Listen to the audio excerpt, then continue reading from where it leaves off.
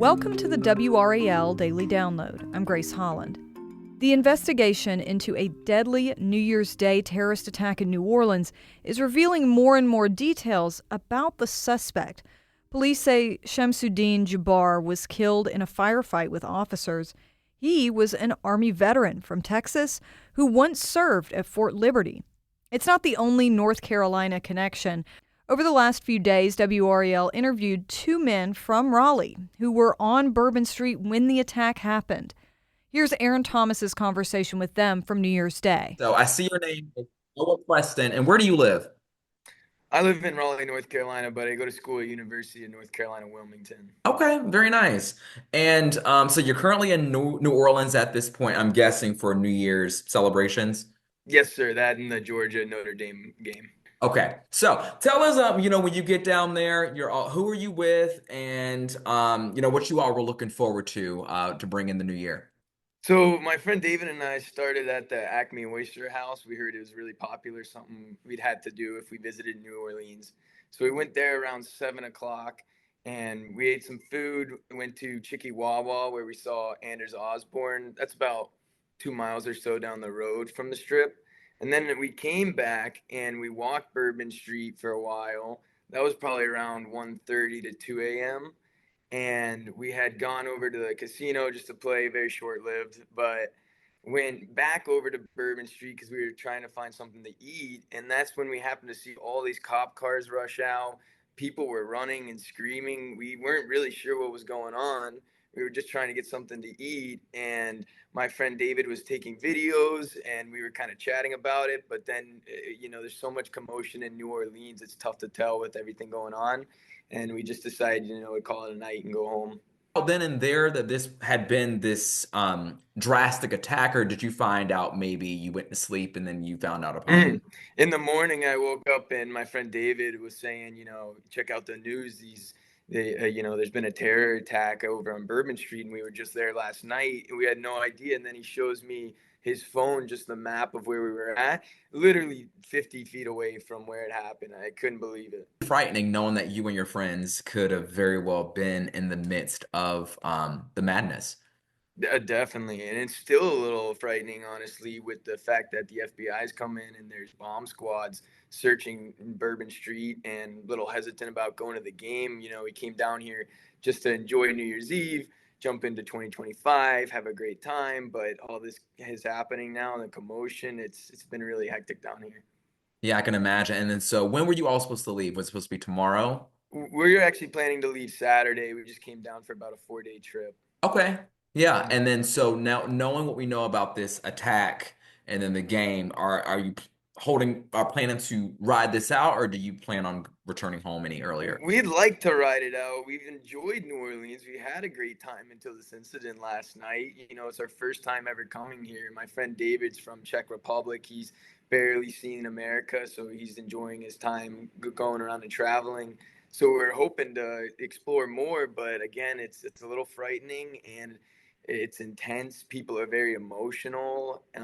It's a big scene, surely. Yeah, it's interesting because New Orleans is a place, I mean, it's lively just about all the time. And, one of my buddies who lives in, he lives there, and he was saying how it's mostly visitors who visit Bourbon Street. It's not really the locals that take part. That is an area, obviously, it is a focal point. It is a landmark where a lot of people from around the country, likely the world, come to travel. With what happened, has this changed your sense of awareness being in public spaces? Are you more cautious? Like, what's going through your mind right now moving forward?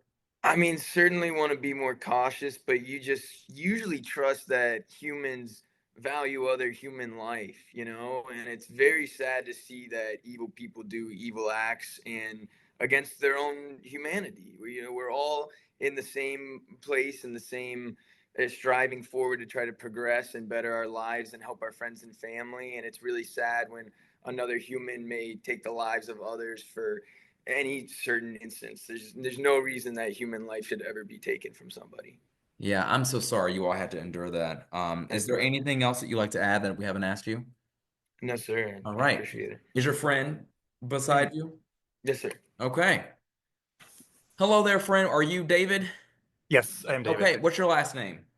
Sebek. Okay. Are you from Czech Republic? Yes, I am from the Czech Okay. Republic. So I this have was I was going to say this is, I guess you're taking part in United States. I mean, this is one of the tourist well, destinations, if you could say. yes, well, I have been living in Raleigh for like almost 3 years now, so Okay. I am not completely new to the United States, Got it. but this is my first visit to like New Orleans, to Louisiana. I Okay. wanted to visit some interesting place now when like after Christmas there's not much happening in Raleigh, hmm so we Um, decided to visit New Orleans for yeah. the new year. And so, here we are. And then can you maybe when you do the countdown, three, two, Mhm. one, had that already happened? Like, did the countdown stuff already happen? And then this, yeah, I'm guessing this attack happened afterwards, correct? Yes, the attack Okay. happened. I read, yeah, it's like around 3:30 in the morning Hmm. or 3:15. The attack happened. So we just walked from the casino. First, we wanted to go. I wanted to see the river, which was like 2 blocks away from the casino, but there was one road which was like packed with police cars with blue lights on, and so like the whole street was closed, many police cars. So we asked one of the police, and he told us that they were investigating some crime. It was crime scene. Didn't tell us what was happening. And so after that, we walked to the river. This was like those police. That was different place. That wasn't on Bourbon Street. So then we walked to the river. We found the air was very chilly, so it was warm during the day, but then it cooled down. It was like 50 degrees, and my friend Noah, he got hungry, so we were trying to find a place that sold hot dogs. So first we walked on the street that was like there was no shops were open, so we decided to go closer to the Bourbon Street to find a hot dog place, and we ended up at a pizza place right like one block away from Bourbon Street. And as we were at that place, suddenly we heard like sirens and cop cars, like many cop cars coming. But because we already saw like that, the other street that was closed with many cop cars, we didn't know if it was something like unusual or if it was, it was like the second place where we saw so many cop cars. And then I saw like a police officer running on foot on the sidewalk, some people running away from Bourbon Street, and just more and more cop cars coming. And then I recorded the short video that was like at the end. Like before that, there were like much more cars.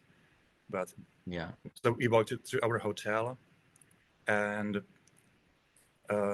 we arrived at the hotel, and there was some lady who was like at the entrance to the hotel screaming like there are some dead people somewhere, and also some people mentioned shooting on the way to the hotel, but I don't know like if they were drunk or like if they were serious. So I didn't take them seriously, and so we arrived at the hotel. It was like I think 4 o'clock or before 4 o'clock, and so we just went to sleep.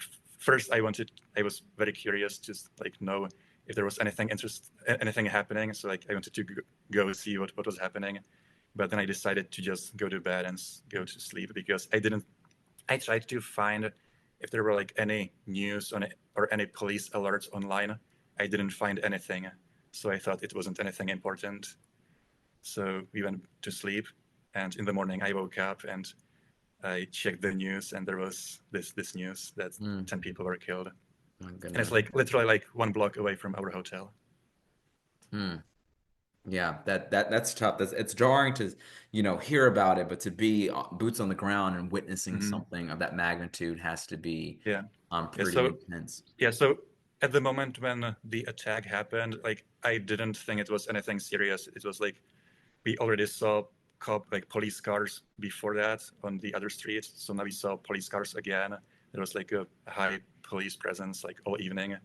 So I didn't know it was anything serious until the morning. Yeah. One of my last few questions I have for you is, obviously, everybody looks forward to celebrating. This would be a moment of celebration, but now, we're mourning the lost lives and then, those who were still injured. How has this particular incident shaped and changed what should have been a fun trip? Um,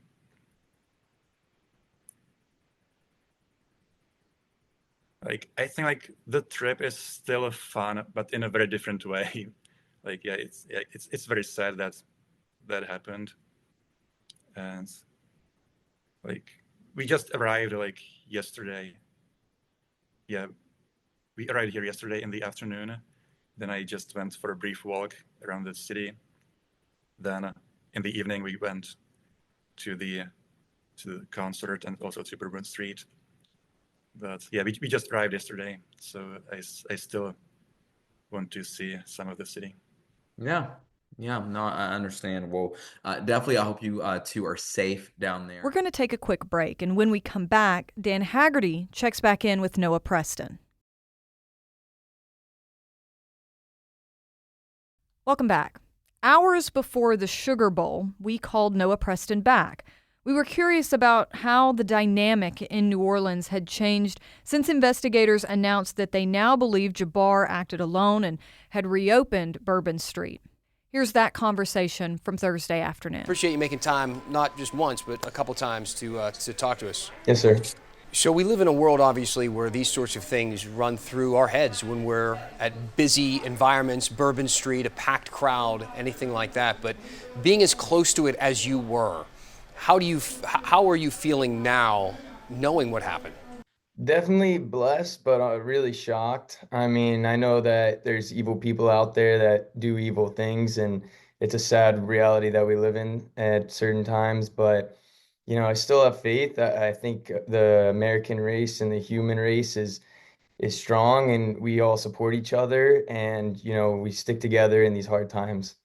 Now, for me, for all of the viewers at home, we're witnessing another one of these events, through a screen. We're watching it, happen in other places. But for you, it was literally a block away. How has that been different, experiencing it, being so close? It's quite a lot. You can feel it in the city. When we first got here on Tuesday, it was really joyful, hype. Everybody's out having fun, enjoying themselves. And after this whole incident, it's a little more sorrowful. People are walking around, just kind of cautious. There's a lot of cops and interactions with them. I definitely feel more secure. I think they've done a fantastic job. We've seen FBI agents, MP, and cops just all over. But it's definitely been everyone being kind to each other, more friendly, and trying to help out. That's that human connection with everybody. So you've been down there for New Year's. Now you're waiting for the game, which is attracting again thousands more people down to that area, to Bourbon Street. What has it been like today? How have things changed as they approach the game tonight? Again, I think everyone feels really safe with having this much police protection. We were walking around the streets last night, and all the cops have their cars on with the lights on, letting their presence be known that they're here to serve and protect, everybody in the city. Walking around, people are happy with the fact that the game's going to continue today. I think people are really excited. The Caesar Superdome's a really cool venue to go and watch a football game. My friend and I are really excited to go. It's his first time ever at a football game. And what's funny enough, though, actually, is that we just walked down Bourbon Street maybe 10, 20 minutes ago, and there's nothing out there. It's completely different. My friend and I were talking about it. There's nobody out there. There's no partying. There's no joy. It's just kind of a sorrowful feeling that you get when you walk down in that same area where the incident did occur. I can imagine that we were getting a lot of calls from family members, friends. What has it been like to, hear from those folks? I'm sure a lot of people were worried about you. Yeah, definitely. And funny enough, my phone died, of course, when I went to bed that night. So people were definitely concerned. But I reassured them, I feel blessed and thankful that my friend and I were 50 to 100 feet away and not so close that, we could have been involved. And, the whole incident's really shocking. I've never been so close to something that's happened that big, the magnitude of the situation. But I'm just blessed, honestly, to be in a safe time and area where I wasn't involved. Do you think this will change the way that you feel about going to big events like that? It's hard to say. I mean, it's just how life is and how reality is. You gotta enjoy yourself and go out and know that bad things can occur, but know where your heart's at and where to look. And it's just, for me, it's, you can't live in fear. You just have to trust that our government and our police force and our, healthcare workers, that they'll all try to serve and protect and help us as much as they can so that we can enjoy our lives with the full freedom that we have. Well, I'm glad you're safe. I'm glad you took some time to talk to us tonight. Appreciate you. Thank you so much. I appreciate it.